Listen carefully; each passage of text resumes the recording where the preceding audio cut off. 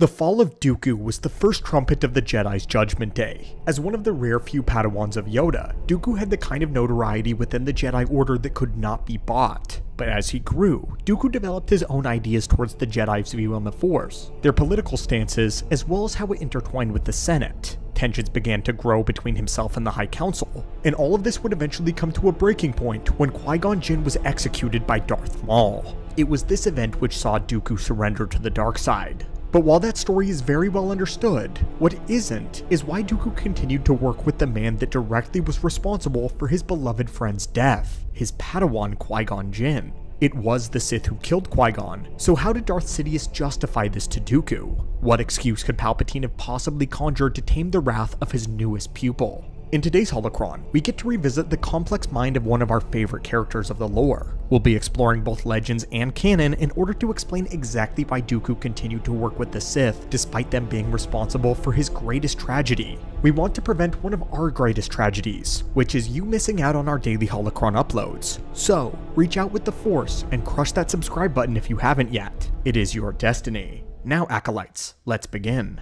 The reason we wanted to separate and describe Dooku's reaction in both Legends and Canon is because his fall is different between the two continuities. This results in there being some subtle nuances in each scenario. In both cases though, Dooku has been growing disillusioned with the Jedi Order for quite some time, based mainly on political factors. But in Legends, Dooku has been flirting with the idea that one could use the dark side without being corrupted by it. His secret challenge of Jedi doctrine, as well as his mixed feelings on the understanding of prophecy, eventually all come to a head. This makes him feel as though the Council was willingly blinding themselves to the Force. For several months prior to Dooku's departure, he would have secret meetings with none other than Senator Palpatine. Darth Sidious did not reveal himself as a Sith Lord here though, and in fact would not do so for quite some time. However, the two men spoke candidly about the problems in the Senate and the problems with the Jedi, and Palpatine continued to stoke Dooku's feelings of disillusionment with the High Council. However, it would be Qui-Gon Jinn's death in 32 BBY that was the final straw.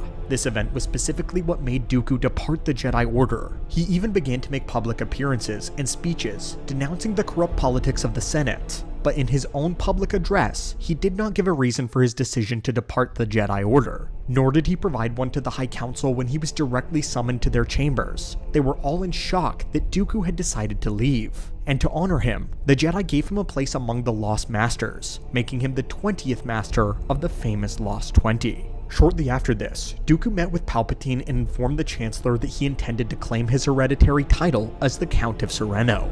But the conversation takes a swift turn. Qui-Gon Jinn's death was approached, and Dooku admitted to having had thoughts about hunting down the second Sith Lord in order to exact revenge. This was the Count's initial thought process, which was to take a vigilante justice approach with his own hands against the Sith. However, curiously, Dooku didn't actually take any steps in these plans, as he decided to think it over for a while longer. To Palpatine's surprise, Dooku revealed that his line of thought had quickly changed. He now saw a potential alliance with the Sith. Dooku's reasoning was that he believed they shared his aim to reforge the galaxy, and in addition, Dooku finally reveals who he truly holds responsible for the death of Qui-Gon Jinn. Dooku even goes as far to say is that he believes the High Council is just as responsible for Qui-Gon's death as the Sith that murdered him with his hand. This is what their short-sightedness, their hubris that made them dangerous, and so Dooku decided to leave the Jedi Order. What's shocking is in Legends continuity, Palpatine really doesn't say anything to convince Dooku one way or the other. He had actually justified it within his own mind already.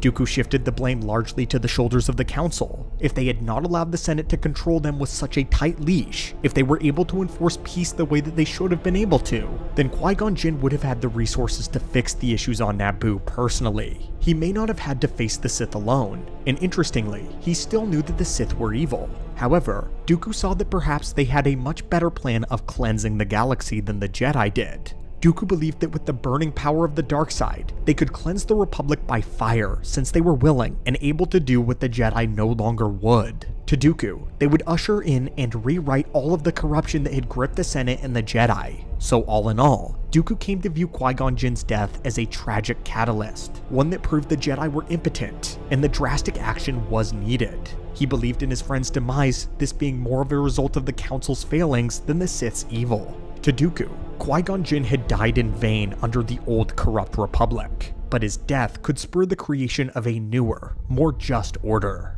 At this point, Palpatine did not reveal himself, as he was still unsure of Dooku's true allegiance. It all seemed a bit too convenient to him, so he needed to give it more time, a different approach. This time, he would contact him as Sidious. The two men would have another very long conversation, wherein Dooku found that their ideologies aligned much more than he ever realized, and so, Dooku joined the Sith. He pledged himself to being a part of their order, to pledge himself to the dark side, and to Palpatine. However, Dooku's plan was never to truly become one of the Sith.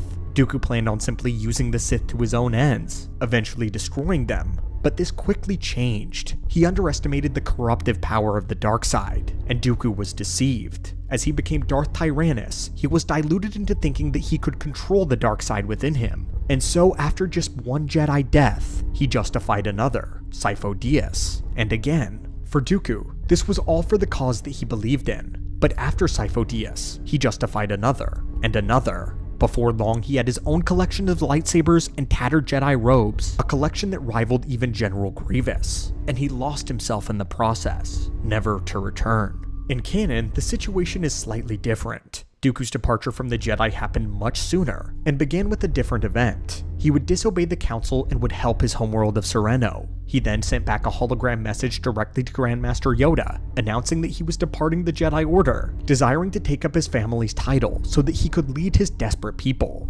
Dooku even offered to bring Yoda his lightsaber, surrendering it to the Grandmaster. But Yoda told him that being a Jedi was much more than having a lightsaber, and that he would find that out soon enough. So Yoda allowed Dooku to keep it. They left off on a respectful term, and the Council ruled that because he was such a respectable, powerful Jedi, that Dooku was allowed within the Jedi Temple anytime he wished. Dooku would sort of vanish for the next stretch of time, as he'd quietly lead Sereno and make frequent visits to the temple. He was even known to sit in on Jedi High Council meetings from time to time. But it was during this period where he would meet Sidious, and the two would find common ground. Dooku's frustrations with the Council were still present, even though they were on cordial terms. Dooku would carry out some secret missions for the Sith, which included wiping the data records of Kamino and Dagobah from the archives. All the while, though, Yoda failed to sense the growing darkness within his old apprentice. As we witnessed in Tales of the Jedi, Dooku would meet Qui-Gon and learn about the current mission. He would find out about this strange slave boy from Tatooine, and that Qui-Gon was involved in the Naboo crisis. Dooku was aware of the Sith's machinations, but had not known about Qui-Gon's eventual meeting with Maul. Upon learning about Qui-Gon's death, though, Dooku was grief-stricken and heartbroken. Like in Legends, he harshly blamed the High Council for not seeing the rise of the Sith sooner, and he felt their short-sightedness made Qui-Gon's death unnecessary. After a meeting with Yaddle once more in the Temple Gardens, Dooku would leave the Jedi Temple for the last time,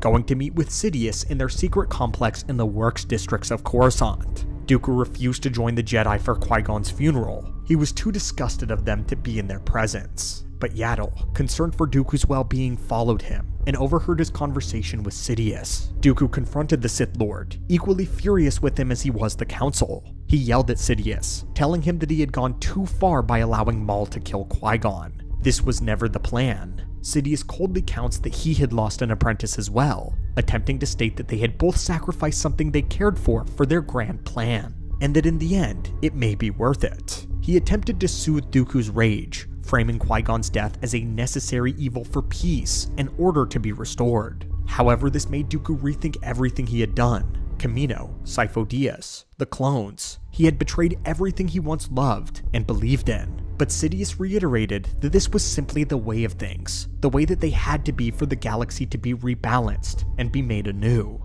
The Jedi Master Yaddle then intervened, denouncing the Sith, begging for Dooku's help.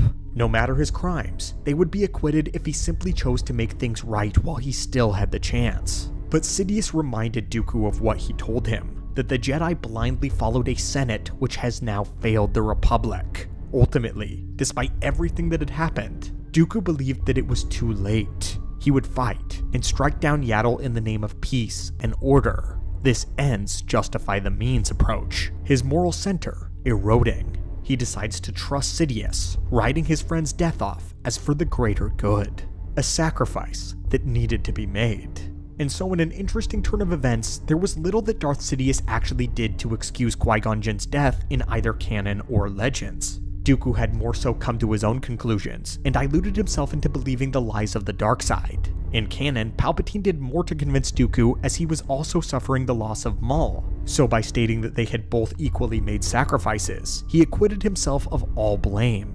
This was a sneaky and a clever argument, one that Dooku struggled to argue with, as he too believed that the Republic needed to fall, and at the end of the day, Qui-Gon was an agent of the Republic. So my friends, which version do you like more? Legend seems to have Dooku trust his darker impulses more often, shifting all the blame onto the High Council, where in canon, it shows Sidious's clever logic to make Dooku believe that they had both suffered grievous losses for the greater cause at hand. But my friends, this was how the death of Qui-Gon was justified before Dooku, and the beginnings of Darth Tyrannus. As always, thank you guys so much for joining us in the archives. We look forward to seeing your responses each time we find something interesting in the lore. And until next time, may the Force be with you, and have an amazing day.